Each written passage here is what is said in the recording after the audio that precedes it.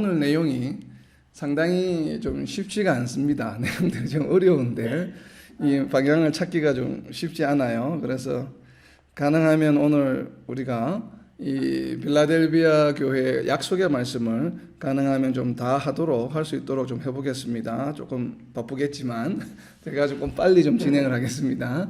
자, 그럼 약속의 말씀이 굉장히 깁니다. 7교회 중에 약속의 말씀이 가장 많은 분량을 지금 이야기하고 있는데, 빌라델비아 교회가 워낙 하나님 마음에 쏙 드는 교회이다 보니까 그래서 그런지 모르겠지만 하여튼 약속의 말씀이 가장 깁니다. 계시록 3장 9절부터 13절까지인데 약속의 말씀이 과연 몇 가지인지 한번 표식을 번호를 한번 매겨보시기 바랍니다. 9절부터 13절까지 11절은 건너뜁니다. 보라, 사단의 회당 곧 자칭 유대인이라 하나 그렇지 아니하고 거짓말하는 자들 중에서 며칠 내게 주어 그들로 와서 내 발 앞에 절하게 하고 내가 너를 사랑하는 줄을 알게 하리라.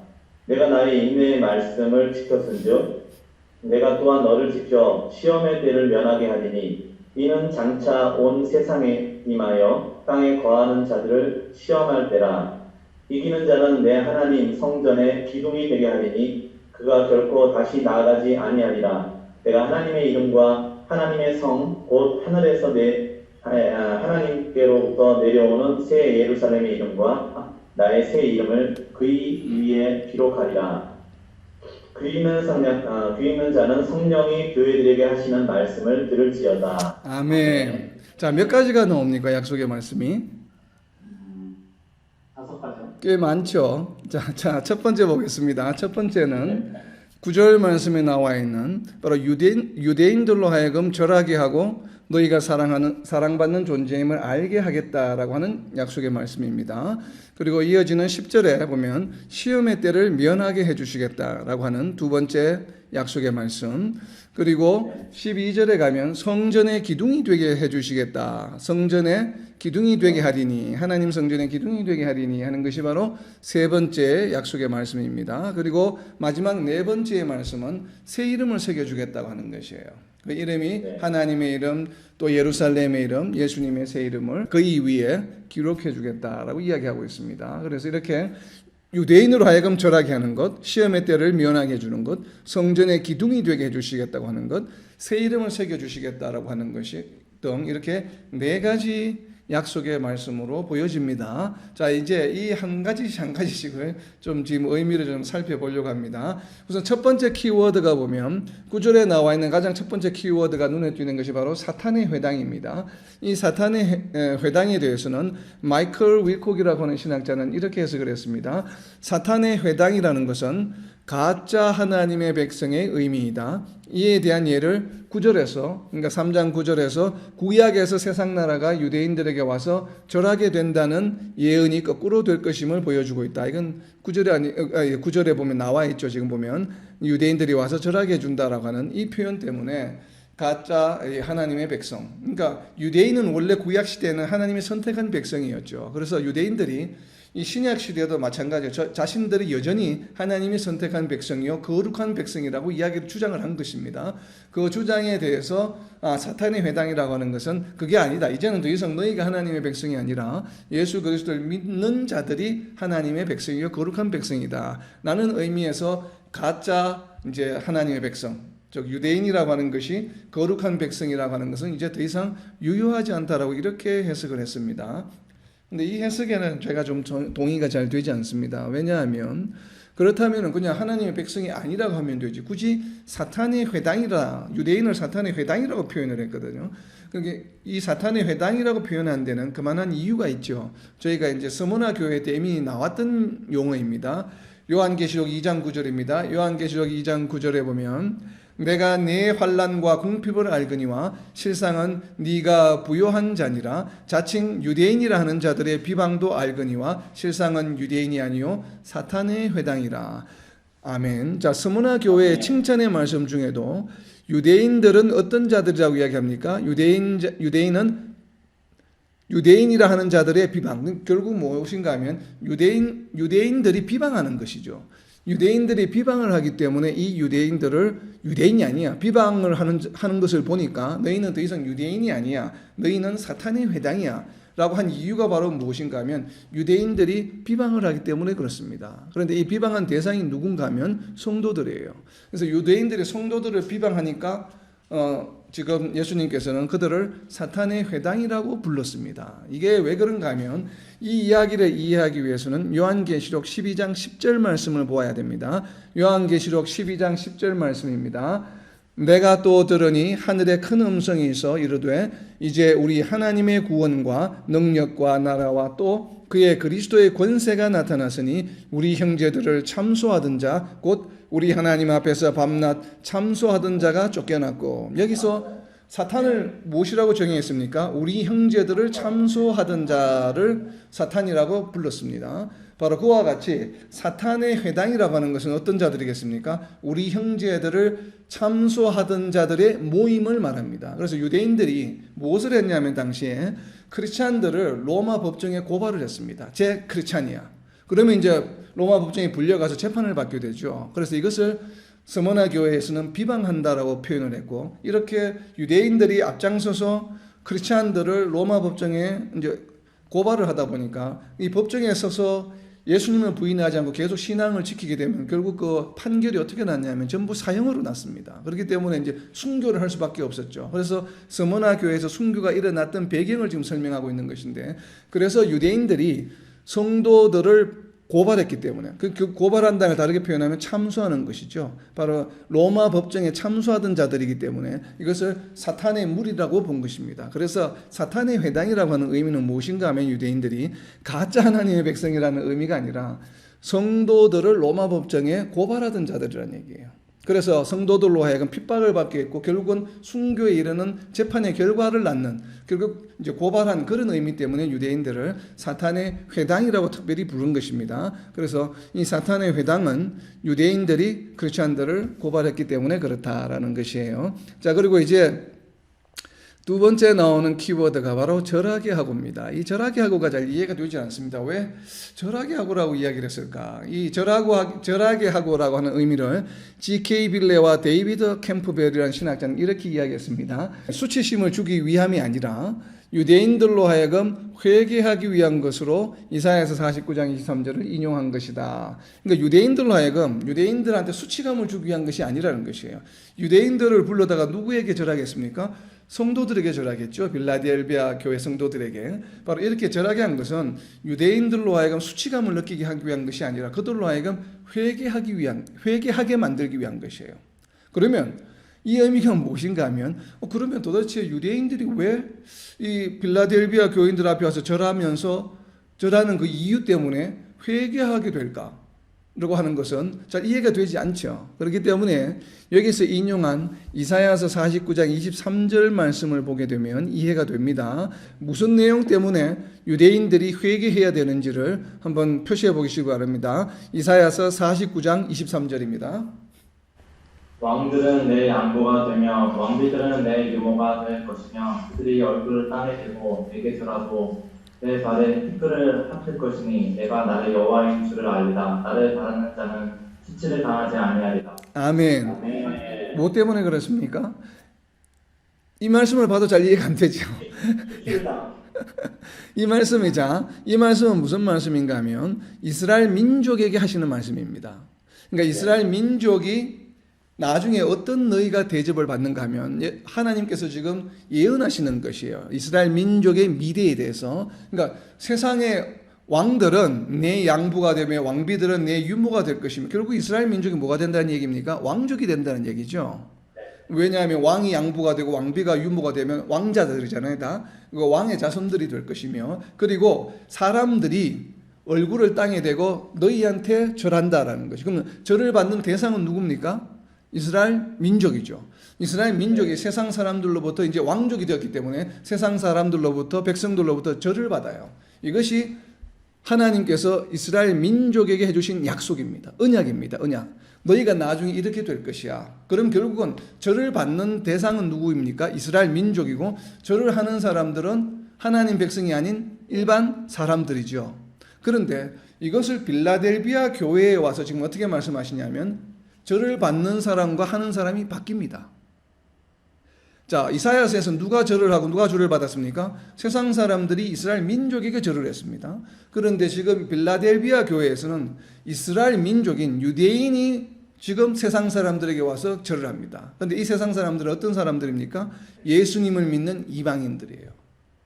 그래서 하나님의 백성이 예전에는 유대인이었지만 구약 시대에는, 그러나 이제는 예수 그리스도를 믿는 이방인이라 할지라도 예수 그리스도를 믿게 되면 바로 절을 받는 대상이 된다라고 하는 것을 의미합니다. 그래서 이것은 무슨 얘기인가 하면, 유대인들아, 이제는 너희가 더 이상 이사야서 49장 23절에서 내가 약속해 주었던 그 언약의 대상이 더 이상 아니다라고 하는 것이에요. 그렇게 않게 된 이유가 바로 무엇인가 하면 예수 그리스도 이 땅에 오셨기 때문에, 너희가 만약에 예수 그리스도를 믿지 않고 계속 고집을 부린다면 너희는 이제 절을 받는 대상에서 반대로 무엇이에요? 절을 해야만 되는 대상이 된다라고 하는 것을 말씀해 주시는 것이에요. 그래서 이거는 유대인들에 대한 이야기입니다. 그래서 유대인들이 너희들이 세상 사람들로부터 절을 받는 이 언약의 이사야서의 말씀을 너희가 그런 축복을 받으려면 어떻게 해야 됩니까? 바로 예수님을 믿고 성도가 되어야 된다고 하는 것이에요. 이사야서 49장에는 이 언약의 말씀에 지금 축복을 누가 받게 되었습니까? 바로 빌라델비아 교회 성도들이 받게 되는 것이죠. 그래서 바로 이사야서에서 약속해 주신 그 언약의 말씀, 하나님 나라 백성들이 장차 누리게 될 그 언약의 성취가 어디에서 이루어졌습니까? 빌라델비아 교회 성도들에게 성취되었다라고 하는 것이에요. 너희에게 천국문이 열려있다라고 하는 것과 같은 말씀입니다. 그래서 이 절하게 하고, 특별히 왜 갑자기 유대인들을 불러다가 절하게 하는가라고 하는 것은 무엇을 말하냐면, 절을 받는 대상이 구약시대의 유대인이라고 하는 그 선민에서 이제는 예수님을 믿는 하나님의 백성으로 바뀌었다는 것을 말하는 것입니다. 그래서 유대인들이 이것을 보고, 우리가 이제는 더 이상 선민의 역할이 아니구나, 우리가 예수님을 믿지 않기 때문에 이런 일을 당하는구나, 그래서 우리가 예수님을 믿지 않는 것을 회개하고 돌아와서 예수님을 믿으라라고 하는 것이 뉘앙스가 있는 말씀입니다. 그리고 더불어서 빌라델비아 교회 성도들이 이제는 언약의 대상이 되었다라고 하는 것이에요. 바로 우리도 이제 같은 존재가 되겠죠. 바로 언약의 대상이 되죠. 이사야서 49장 23절, 결국 왕족이 되어서 세상으로부터 높임을 받는, 존경을 받는 그런 대상이 되었다라고 하는 것입니다. 자, 이제 오늘 이제 어떻게 보면 가장 핫 이슈가 될 시험의 때를 면하게라고 하는 이 키워드 말씀입니다. 상당히 논란이 많이 되는 구절입니다. 이 구절이. 그래서 우선 G.K. 빌레는 이렇게 해석을 했습니다. 장차 닥칠 여러 환난에 의해 성도들의 믿음을 위협하는 것으로부터 영적으로 보호해 주시며 이 땅에 거주하는 자들은 불신자들에 대한 심판이다라고 이렇게 해석을 했습니다. 자, G.K. 빌레는 오늘 이 10절 말씀에 보면 땅에 거주하는 자들을 심판하러 오신다는 말이 마지막에 나오죠. 그래서 이 대상이 누군가 하면 불신자들이라고 해석을 했습니다. 그렇게 해석하면서도 또 이것이 마지막 날에 닥칠 어떤 성도들에 대한 어떤 일들이 아니라 빌라델비아 성도들이 앞으로 이제 장차 겪게 될 로마 이 제국으로부터의 어떤 핍박, 여러 가지 성도들의 믿음을 위협하는 것으로부터 하나님께서 영적으로 보호해 주시는 것으로 해석했습니다. 그래서 어떤 영적인 어떤 그 보호, 그러니까 어떤 환란을 당하지 않고 완전히 면해 준다는 개념을 해석하지 않았습니다. G.K. 빌레는 성도들이 환란 가운데 있지만 그 환란을 견뎌낼 수 있도록 영적으로 보호해 준다라고 이렇게 해석을 했습니다. 이 G.K. 빌레라는 분은. 그런데 저는 여기에 이제 반은 동의가 되지만 반은 동의가 잘 되질 않습니다. 왜냐하면 이 부분이 지금 우리가 이제 굉장히 힘든 부분인데, 우선은 무엇의 때를 면하게 해준다고 이야기했습니까? 시험의 때죠. 심판의 때가 아닙니다. 자, 환란의 때가 아닙니다.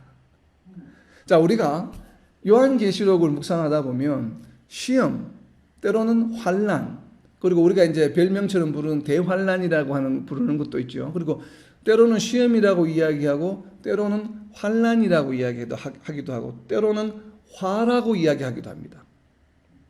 자, 여러 가지 다양하게 또 우리가 또 많이 이야기하는 또 심판이라고 이야기하기도 하죠. 심판, 시험, 환난, 화. 우리가 이 용어를 잘 구별하지 않습니다.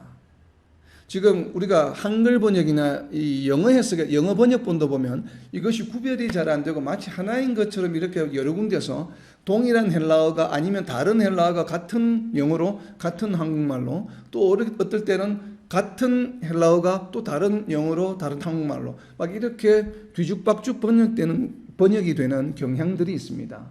그래서 마치 시험과 환난, 시험과 심판이 거의 구별이 안 되는 것처럼 활용되는 경우가 많습니다. 이 여러 문장을 읽다가 보면. 그러나 저 개인적으로는 그것이 잘 동의가 되지 않습니다. 시험과 환난은 분명히 다른 것이라고 저는 생각을 합니다.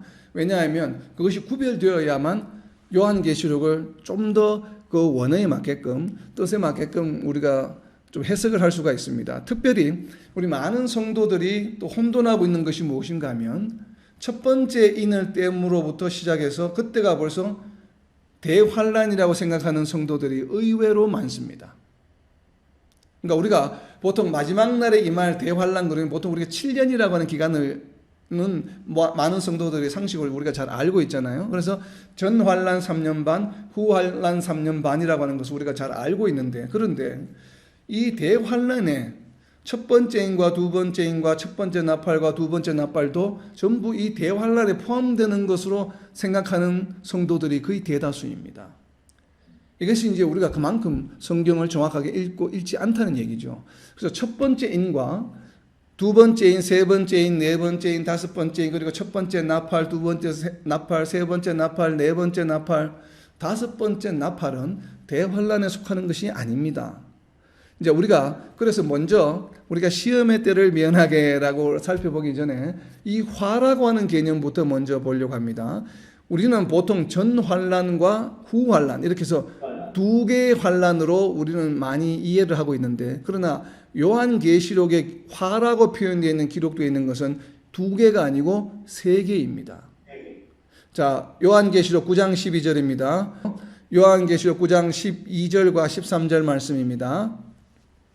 첫째 화는 지나갔으나 보라 아직도 이후에 화 둘이 이르리로다. 여섯째 천사가 나팔을 불매 내가 들으니 하나님 앞 금제단 네 뿔에서 한 음성이 나서. 아멘. 아멘. 자, 첫째 화가 지나갔을 때까지는 나팔이 몇 번째 불 때까지입니까? 지금 첫째 화는 지나갔으나 라고 하면 지금 나팔이 몇 번째까지 불었습니까? 다섯 번째.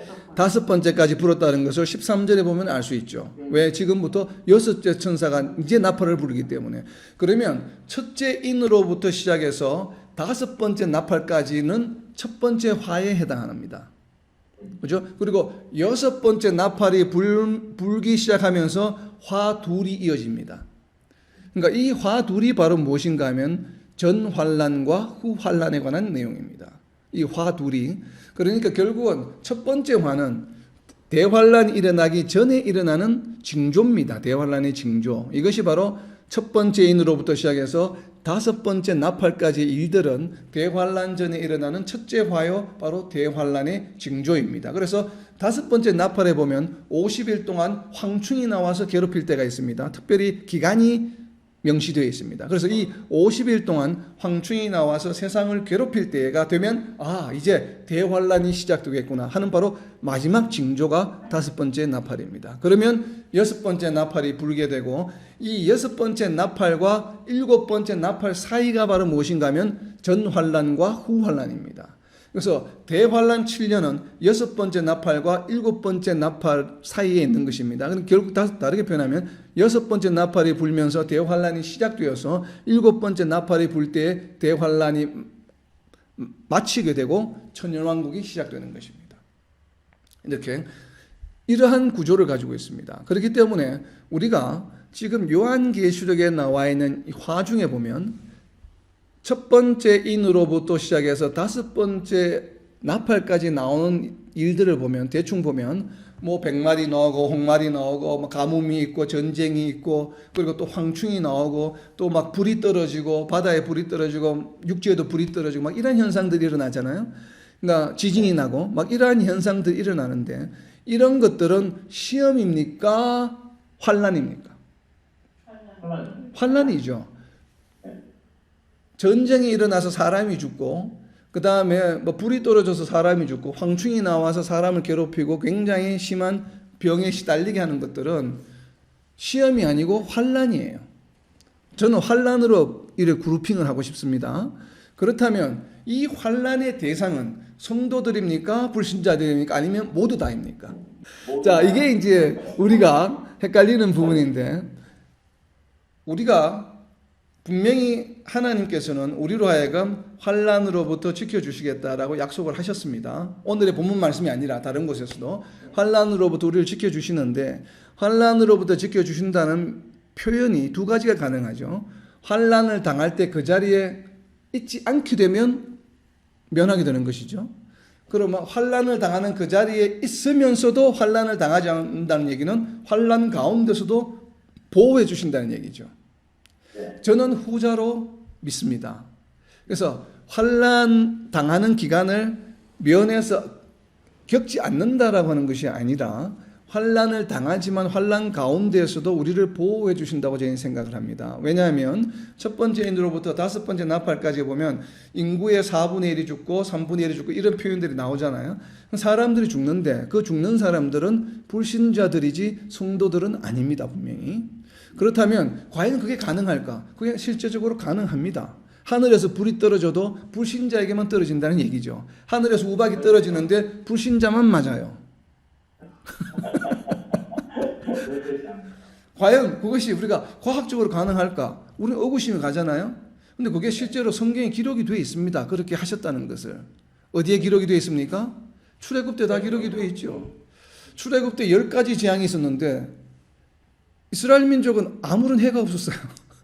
메뚜기 떼고가 막 새가 분명히 이스라엘 민족도 이집트 안에 있었는데 온 땅에 그것도 나일강 바로 밑에 있는 삼각주예요. 근데 나일강이 피피처럼 변했습니다. 그리고 막 이상한 그 이나 이런 그 벌레들이 막 나왔습니다. 개구리들 같은 것들이 막 나왔습니다. 그런데 이스라엘 민족은 해를 입지 않아요. 이것이 하나님의 보호하심입니다. 하나님은 그런 일을 하실 수 있는 분이십니까? 못 하시는 분입니까? 하실 수 있는 분이시죠, 얼마든지. 그것을 출애굽 때 보여주신 이유가 바로 뭐냐 하면 마지막 때에 우리를 어떻게 보호해 주실까를 보여주시는 것이에요. 출애굽의 사건은. 출애굽 사건은 그냥 하신 게 아니라 내가 장차 환난 가운데서 너희를 이렇게 보호해 줄 것이야 라고 하는 것을 이미 기록한 것으로 실제 일어난 일로 보여주셨기 때문에 저는 그렇게 보호해 주실 것이라 믿습니다. 그렇기 때문에 굳이 우리가 환란의 기간을 피해야 된다라고 굳이 억지로 이론을 만들지 않아도 저는 충분히 가능하다는 얘기입니다. 자꾸 이것 때문에 이제 혼돈이 생기는 것인데, 그래서 일단은 심판이라고 하는 것, 환란이라고 하는 것은 불신자들에 대한 징벌이다라고 이렇게 저는 정의를 하고 싶고, 그리고 시험이라고 하는 것은 성도들에 대한 검정이다라고 저는 생각을 하고 싶습니다. 왜 제가 이런 말씀을 드린가 하면 지금부터 우리가 이 시험이라고 하는 것에 대해서 좀 이야기를 해보려고 합니다. 자, 야고보서 1장 12절입니다. 야고보서 1장 12절부터 14절 말씀에 보면 시험이 과연 어떤 것인지 나와 있습니다. 야고보서 1장입니다. 야고보서 1장 12절. 시험을 참는 자는 복이 있나니 이는 시련을 견디어낸 자가 주께서 자기를 사랑하는 자들에게 약속하신 생명의 면류관을 얻을 것이기 때문이라. 사람이 시험을 받을 때에 내가 하나님께 시험을 받는다 하지 말지니 하나님은 악에게 시험을 받지도 아니하시고 친히 아무도 시험하지 아니하시느니라. 오직 각 사람이 시험을 받는 것은 자기 욕심에 끌려 미혹됨이니라. 아멘. 이렇게 말씀하십니다. 하나님께서 우리를 직접 시험하시지는 않습니다. 분명히 야고보서를 통해서 말씀하고 계시기 때문에 시험하시는 이가 아니라고 이야기하시잖아요. 직접 시험하시는 이가 아니다. 그렇지만 우리가 시험을 당하는 이유는 바로 무엇인가 하면 우리 자신이 가지고 있는 욕심 때문에 그렇다는 것이에요. 그래서 미혹되기 때문에 그렇다라고 이렇게 이야기합니다. 그래서 시험의 근원은 무엇인가 하면 미혹이에요.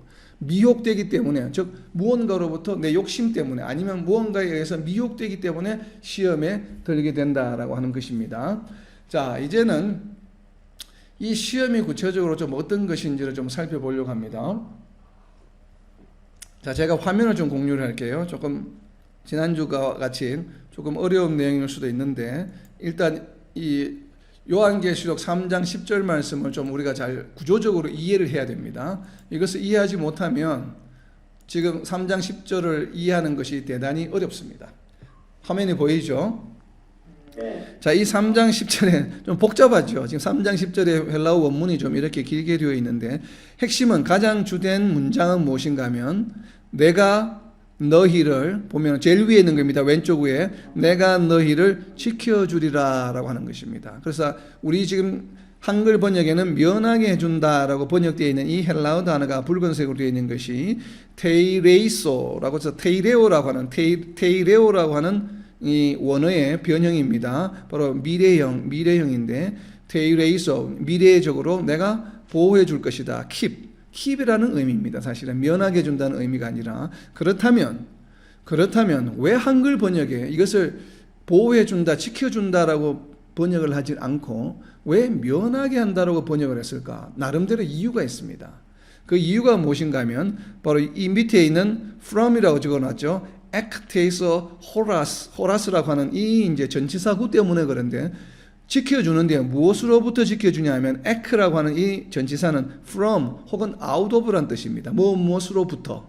근데 무엇으로부터 만약에 사탄으로부터 불의로부터 지켜준다 그러면 지켜준다는 표현이 이게 좀 스무스하게 되는데 근데 이 전치사 다음에 나오는 전치사 목적어가 문제입니다. 이 목적어가 무엇인가 하면 바로 호라스입니다. 호라스라고 하는 것은 시간을 의미합니다. 때. 근데 시간이 지금 시기가 몇 시야라고 하는 이런 시간이 의미가 아니고 우리가 한국말로 하면 시각입니다. 시각. 어떤 특정한 때를 나타내는 겁니다. 그래서 여기 보면 제가 위에 when 이것이 과연 언제인가라고 지금 이게 질문을 해놨는데 그리고 무엇인가 하면 어떤 때로부터 지켜준다라는 것이에요. 표현이.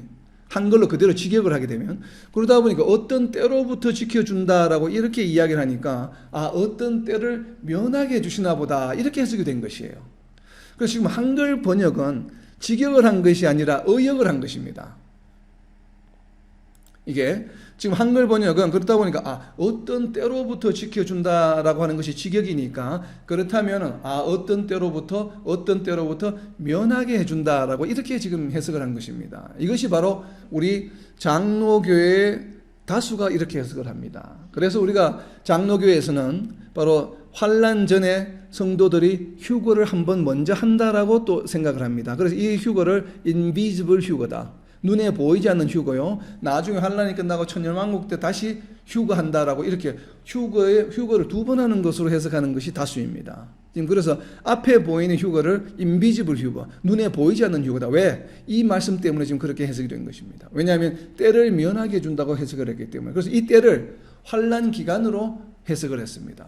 근데 저는 개인적으로 이 환난 기간으로 해석한 데는 동의를 하지 않습니다. 왜 그런지 지금부터 설명을 할게요. 자, 내가 너희를 지켜주겠다고 하는데 그 지켜주는 이유가 무엇인가 하면 바로 because, hot이라고 하는 접속사로 이어집니다. 무엇 때문에? 성도들이 나의 말인데 무슨 말인가 하면 인내의 말을 잘 지켰기 때문에. 그러니까 성도들이 과거형입니다. 지금까지 예수님의 말씀을, 근데 예수님의 말씀은 로곤인데, 로곤 중에서도 나의 말 중에서도 무슨 말인가 하면 인내의 말이에요. 그러니까 patient를 의미합니다. 그러니까 인내의 말을 지금까지 너희가 잘 지켰기 때문에 그래서 나도 너희를 지켜주겠다는 것이에요. 그래서 나도라고 하는 바로 also라고 하는 표현도 여기 들어가 있습니다. 실제 헬라어 원어에. 그래서 너희가 지금까지 나의 인내의 말을 잘 지켜왔기 때문에 나도 너희를 나중에 지켜주겠다. 그런데 무엇으로부터 지켜주냐 하면 바로 이 때로부터 지켜주겠다는 것이에요. 그런데 이 때에 대한 설명이 나와 있습니다. 이 때가 무슨 때인가 하면 바로 페이라스무라고 해서 이것이 바로 시험입니다. 시험.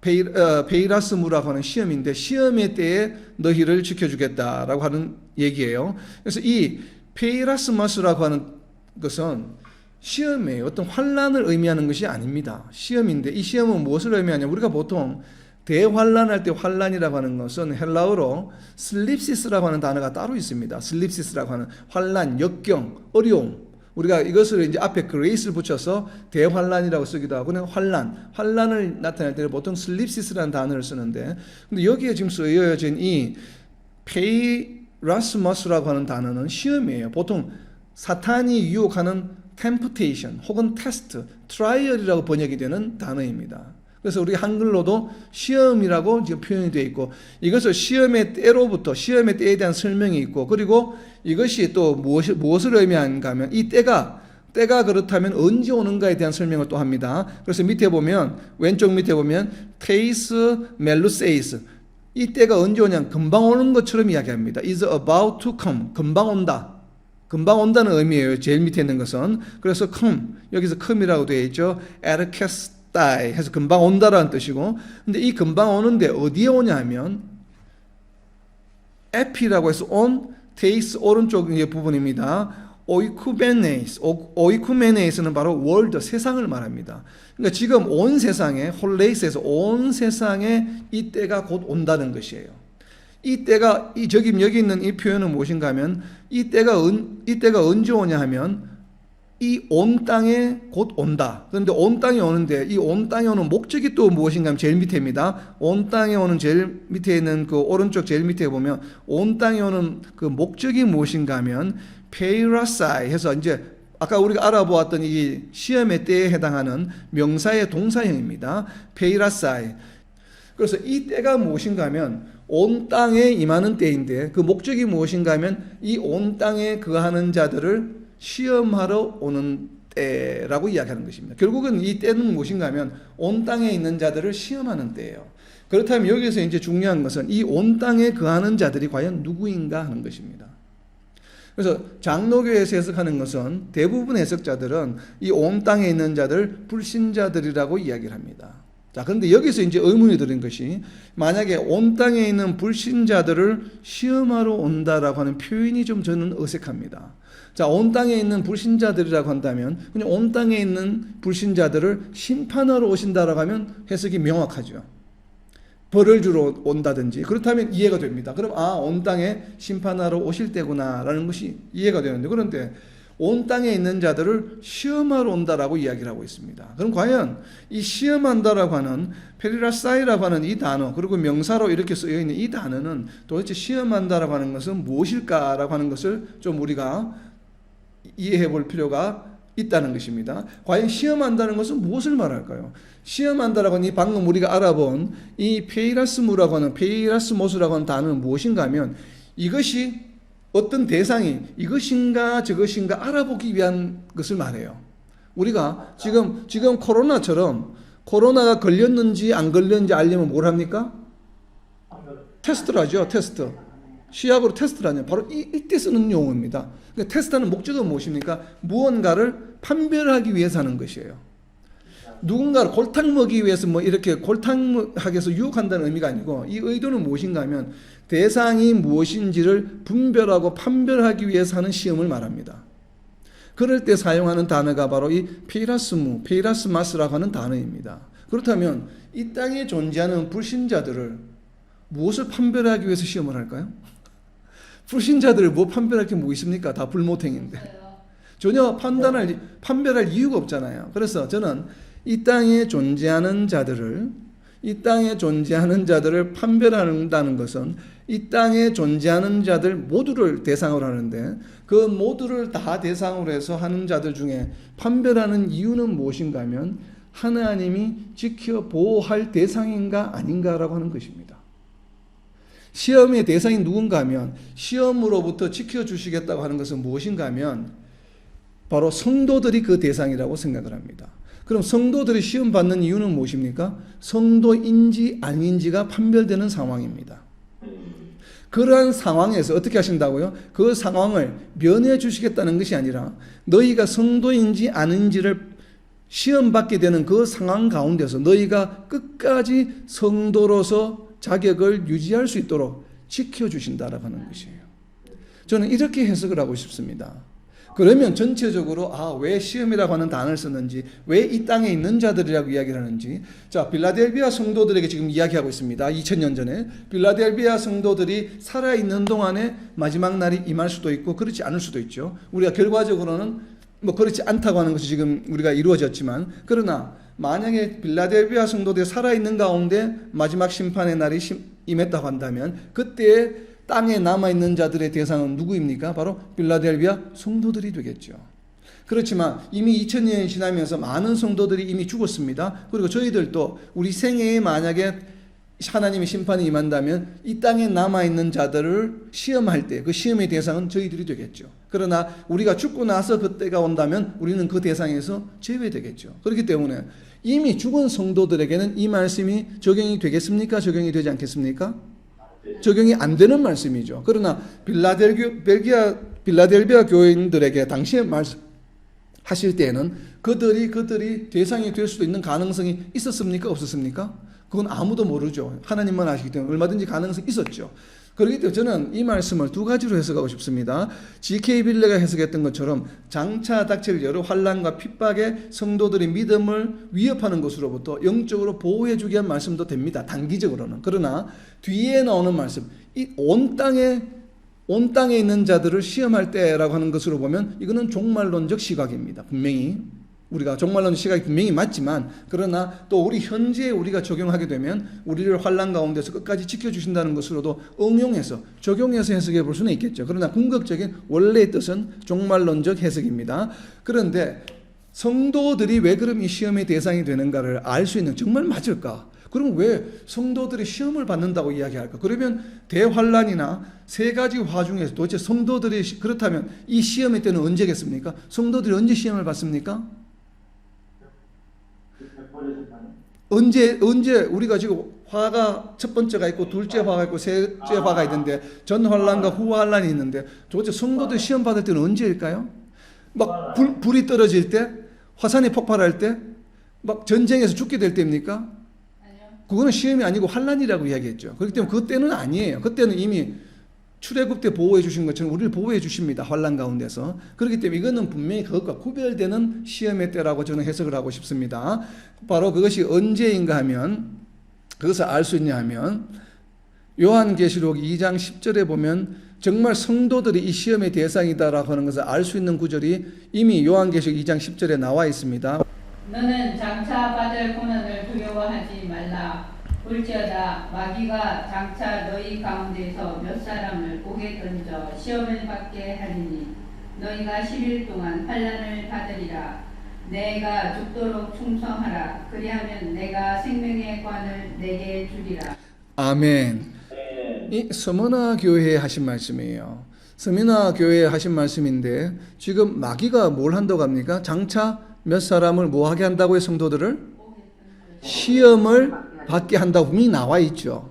그러니까 시험을 받는 대상은 성도들입니다.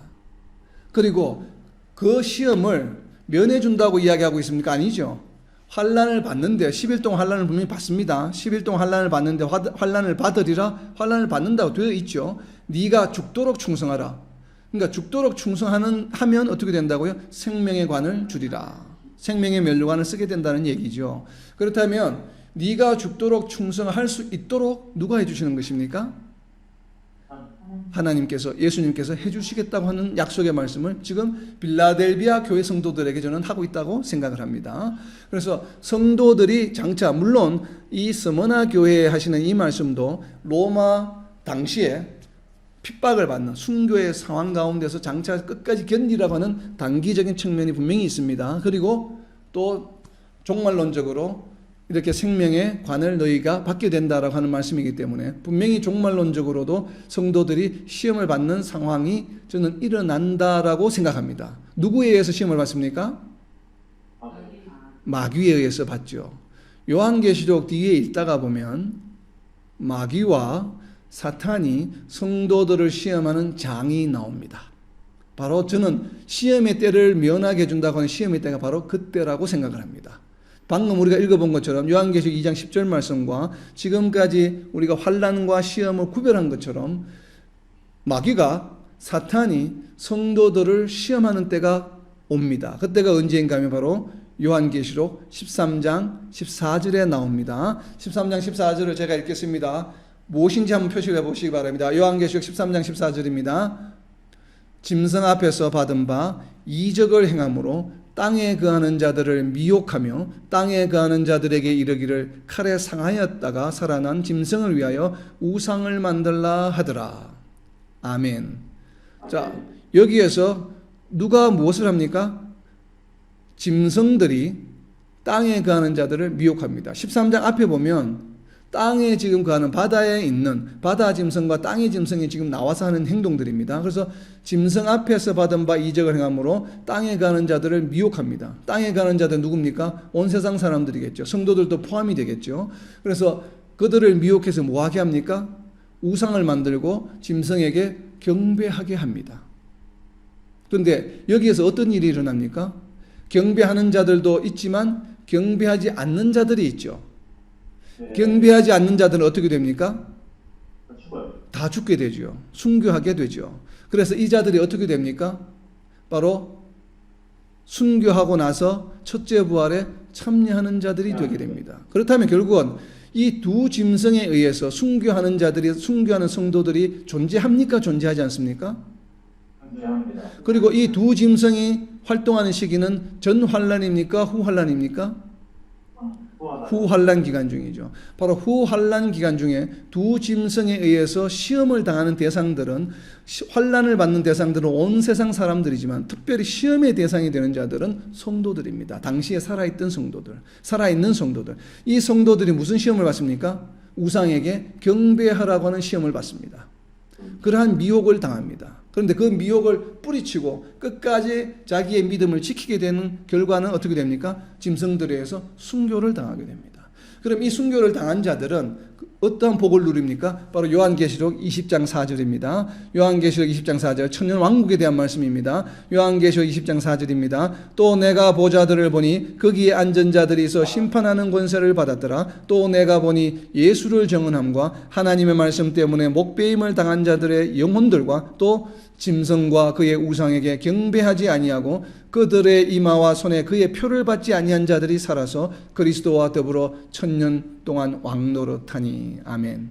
자, 여기에 분명히 순교자들 두 그룹이 나옵니다. 일반적인 순교자와 두 번째 그룹은 무엇입니까? 바로 이 두 짐승에게 경배하지 않고 두 짐승들이 준 표식을 이마에 받지 않은 자들이에요. 그러니까 환란, 지금 이 두 짐승이 활동하는 기간 중에 분명히 성도들은 존재합니다. 존재하기 때문에 거기에 굴복하지 않은 자들은 순교하게 되고 그들이 언제 부활합니까? 바로 천년왕국 때에 부활해서 천년왕국의 주인공들이 됩니다. 천년왕국을 누리게 된다고 하는 것이에요. 바로 이것을 다른 측면에서 바라보게 되면 시험이라는 것이에요. 진정한 성도인가 아닌가. 그것을 누가 시험했습니까? 두 짐승이 시험했습니다. 짐승이 나에게 경배해. 그러고 협박합니다. 거기에 굴복하지 않았어요. 이것을 바로 시험이라고 이야기하는 것이에요. 마귀와 사탄의 시험입니다. 왜? 믿음을 버리라고 하는 유혹입니다. 템프테이션입니다. 그래서 그것을 뭐라고 표현했습니까? 미혹이라고 표현했잖아요. 요한계시록 13장 14절에 바로 땅에 거하는 자들을 미혹하여. 이것이 바로 이 미혹이 우리 지금 빌라델비아 교인들에게 말하는 시험과 동일한 헬라어 단어입니다. 바로 이것을 시험하는 것이에요. 그래서 성도들을 시험한다는 것이에요. 성도들이 시험을 당하게 되는 것입니다. 누구에 의해서? 사탄에 의해서, 마귀에 의해서. 그래서 요한계시록 2장 10절에 스무나 교회에서 이야기한 것처럼 마귀가 장차 너희 가운데서 몇 사람을 오게 던져 시험을 받게 하리니. 이것이 언제입니까? 바로 두 짐승들에 의해서 시험을 당하게 되는 때. 바로 이러한 때에 너희들이 그러한 환경에 만약에 상황에 처하게 되어서 짐승에게 유혹을 받는다고 한다면 내가 너희를 끝까지 지켜주겠다라고 하는 말씀이에요. 아멘. 바로 이 말씀을 빌라델비아 교인들에게 하고 있는 것입니다. 바로 저는 그렇게 해석을 하고 싶습니다. 그래서 땅의 짐승이 바로 미혹하는 때가 바로 이 시험의 때라고 생각을 합니다. 그래서 면하게 해준다는 것보다는 이 시험의 때를 지켜준다라고 해석하는 것이 맞는 것 같아요. 그래서 우리가 이렇게 좀 이해를 하고 땅의 짐승의 미혹을 받는 때가 바로 시험의 때를 면하는 때입니다. 그래서 성도들이 끝까지 믿음을 지켜나가는 것으로 의미한다라고 이 건들이라고 하는 신학자도 해석을 했기 때문에 저는 이 해석에 상당히 저에게 조금 확신을 가집니다. 나름대로. 그래서 시험의 때는 바로 두 짐승에 의해서 미혹을 당할 때다라고 이렇게 해석을 하고 싶습니다. 그러면 시험의 때를 면하게 해주는 것이 아니라 바로 무엇이에요? 시험의 때로부터 지켜주신다. 시험을 당할 때가 되었을 때도 너희를 끝까지 지켜주겠다고 하신 바로 빌라델비아 교인들에 대한 약속의 말씀입니다. 이것은 종말론적인 내용이지만 그러나 오늘날 우리에게 적용할 때에도 오늘날의 삶 가운데서도 우리를 영적으로 이렇게 괴롭게 하고 또 유혹하는 것들이 있을 때 그것으로부터 또 지켜주신다라고 하는 약속의 말씀으로 이해가 됩니다. 자, 이제 새 예루살렘 이름입니다. 새 예루살렘 이름이 쉽지 않죠. 그런데 재밌게도 확실하게도 참 감사하게도 새 예루살렘 이름이 무엇인지 성경에 명확하게 기록이 되어 있습니다. 여러분, 여러분들이 말씀하신 그런 내용이 아니라 명확하게 기록이 되어 있습니다. 새 예루살렘 이름이 무엇인지 바로 에스겔서에 나와 있습니다. 새 예루살렘 이름이 에스겔서 여러분이 너무나 잘 알고 있는 내용입니다. 에스겔서 48장 35절입니다. 그 사방의 학계는 18,000척이라 그날 부르는 그 성읍의 이름을 여호와 삼마라 하리라. 아멘. 네. 바로 이 새 예루살렘의 성에 대해서 이름을 붙이고 있죠. 여호와 삼마입니다. 새 예루살렘 성의 이름은 여호와 삼마입니다. 여호와 삼마는 삼마라고 하는 것은 무엇인가 하면 거기라는 뜻이에요. There. 그러니까 여호와께서 거기에 계신다. 이 히브리어는 이 보통 is, 우리가 보통 영어로 말하는 비동사 있죠. 무엇이 있다라고 하는 이 동사는 거기가 대부분 많이 생략이 됩니다. 그래서 단어와 단어만 이렇게 여호와라고 하는 명사와 there라고 하는 이런 이 부사가 그냥 동사가 없이 구를 이루고 있습니다. 그래서 여호와 삼마, 여호와 is there, there is 여호와, 여호와가 거기에 계시다라고 하는 뜻이에요. 그래서 새 예루살렘은 어떤 곳입니까? 하나님이 영원히 계시는 곳이죠. 그래서 여호와 삼마입니다. 여호와 삼마. 그래서 여호와 삼마, 하나님이 계시는 곳. 그렇게 새 예루살렘 이름은 여호와 삼마입니다. 우리 요한계시록 3장에 와서 적어 놓으세요. 다른 게 아닙니다. 자꾸 여러분들 발표하시는 거 보면 막 우리 해석을 해놓은 거 보면 여러 가지 막 많이 이렇게 문구로 막 가서 뭐 여러 가지로 막 이야기를 하는데 그거는 비성경적이에요. 성경에 나오지 않는 얘기들입니다. 나 분명히 써놓고 있잖아요. 에스겔서 48장 35절에 그 성읍의 이름을 여호와 삼마라 하리라. 그러니까 여호와 삼마입니다. 예루살렘 성 이름은, 새 예루살렘 성의 이름은 하나님이 거기에 계시다라고 하는 것이에요. 자, 이제 다음 키워드는 바로 새 이름입니다. 새 이름이라고 하는 것을 이렇게 지금 빌라델비아 성도들의 약속의 말씀에 자꾸 새 이름을 이야기하는 이유를 데이비드 오네라는 신학자는 이렇게 설명을 했습니다.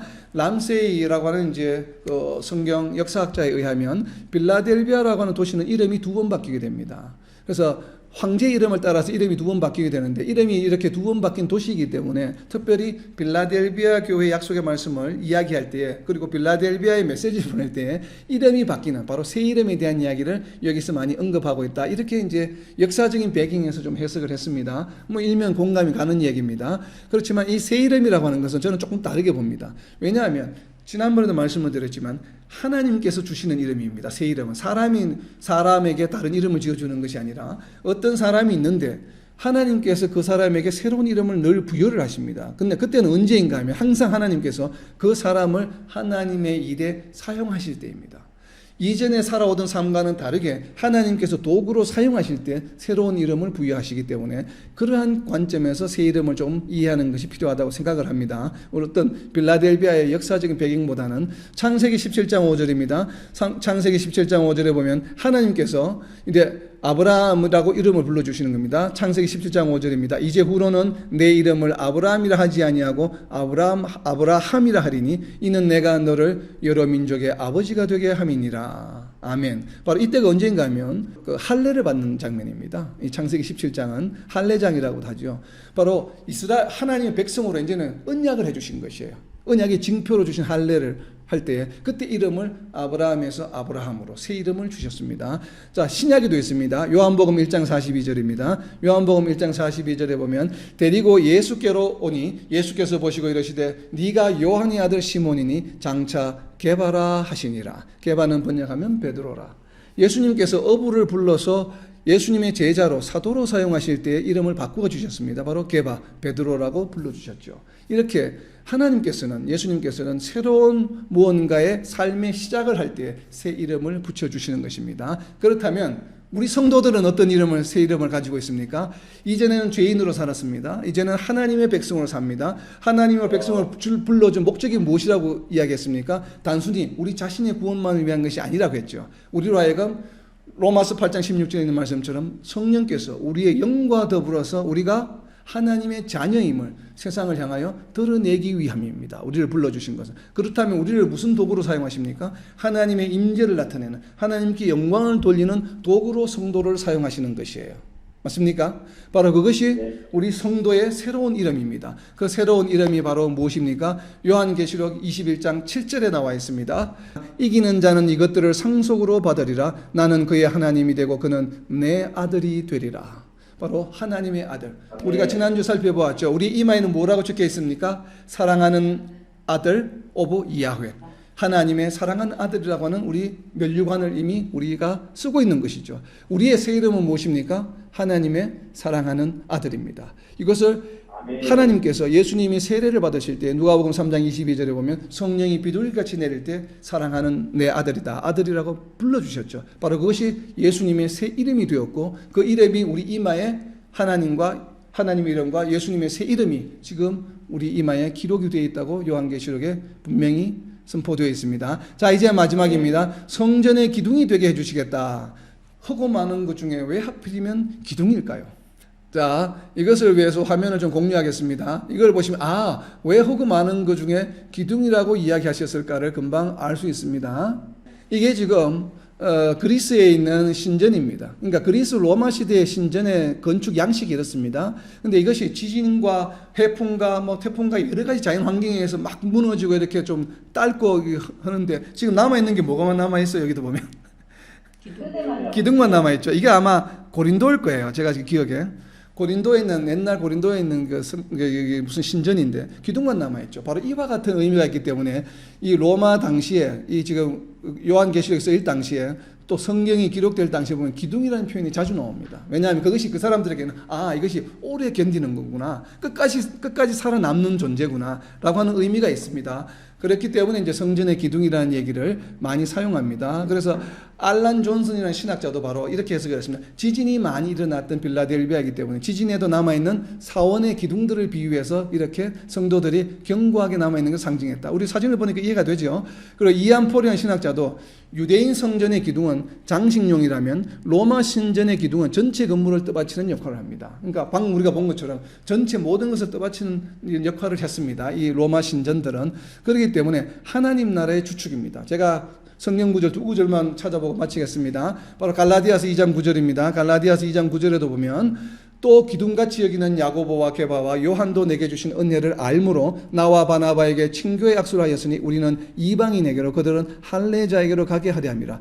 교회의 중추가 되는 것을 기둥같이라고 표현했습니다. 자, 마지막으로 디모데전서 3장 15절입니다. 디모데전서 3장 15절 말씀해 보면 만일 내가 지체하면 너로 하여금 하나님의 집에서 어떻게 행하여야 할지를 알게 하려 함이니 이 집은 살아계신 하나님의 교회요 진리의 기둥과 터니라. 진리의 기둥이라고도 표현을 했습니다. 이처럼 성도들이 기둥이 된다, 성전의 기둥이 된다고 하는 것은 다르게 표현하면 무엇이겠습니까? 진리의 기둥이요 바로 하나님의 집이요 하나님의 교회의 진리의 터의 중심적인 요소가 된다라고 하는 것입니다. 그래서 성도라고 하는 존재는 어떤 존재인가 하면 바로 이 하나님 나라의 주축이다 라고 하는 것이에요. 정말 우리는 하나님 나라의 주축이 되어서 끝까지 어떤 환경 가운데서도 지켜주시겠다고 약속하신 오늘 빌라델비아 교회의 약속의 말씀처럼 어떤 핍박과 환경 가운데서도 믿음을 잃지 않고 끝까지 지켜서 생명의 면류관을 얻는 저와 여러분 그리고 이 땅의 모든 하나님의 백성들이 되시기를 예수님의 이름으로 선포합니다. 아멘.